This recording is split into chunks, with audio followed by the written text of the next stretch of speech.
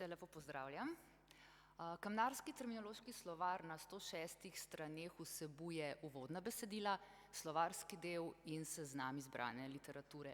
Gre za skupno delo 7 avtorjev, od katerih jih 5 deluje na področju kamnarstva ali na področjih, ki so s kamnarstvom tesno povezani, na primer na področju arhitekture, geologije, restavratorstva in konzervatorstva.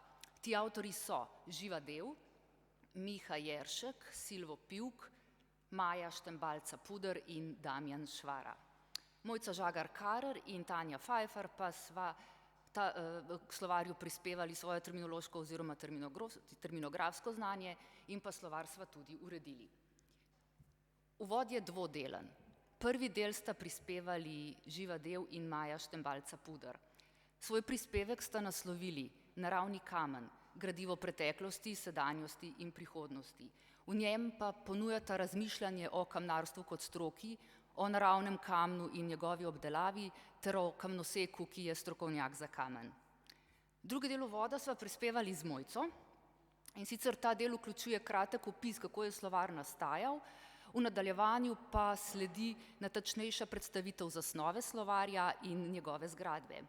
Glede zasnove. Slovar je utemeljen na pojmovnem pristopu, kar pomeni, da so izhodišče za delo predstavljali pojmi, ki so povezani v pojmovni sistem.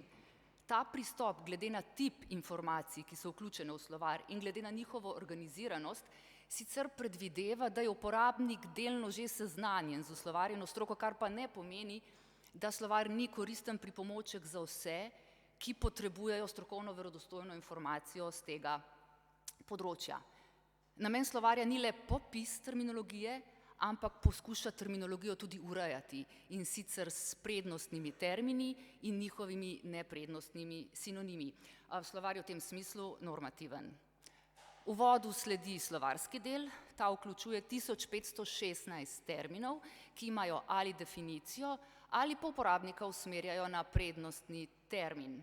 Žal zaradi značaja stroke nismo uspeli zagotoviti tujejezičnih ustreznikov, ki bodo očitno morali počakati na drugo izdajo slovarja, so pa posamezni termini dodatno ponazorjeni z grafičnim gradivom, izdelanim točno za namen oziroma potrebe tega slovarja. Slovar tako vsebuje 57 fotografij in 70 risb. Slovar je izšel v knjižni in elektronski obliki, slednja je objavljena in prosto dostopna na Terminologišču, ki je spletno mesto terminološke sekcije Inštituta za slovenski jezik Frana Ramovša. Po slovarju je mogoče iskati tudi prek slovarskega portala Fran, v PDF obliki pa je dostopen na spletnih straneh založbe ZRC. Čeprav je bil osnovni namen pobude za izdelavo kamnarskega terminološkega slovarja, ki je mimogrede na Inštitut za slovenski jezik Frana Ramovša prišla konec leta 2016, zbrati in popisati terminologijo tega področja, bo slovar gotovo prispeval k dodatni utemeljitvi kamnarstva kot stroke in k njegovi večji prepoznavnosti. Ali kot je zapisala ena od recenzentk slovarja, delo je zelo aktualno, nujno potrebno za sodobno slovensko kamnarsko stroko in bo zagotovo prispevalo tudi k njenemu napredku in razvoju. Hvala lepa.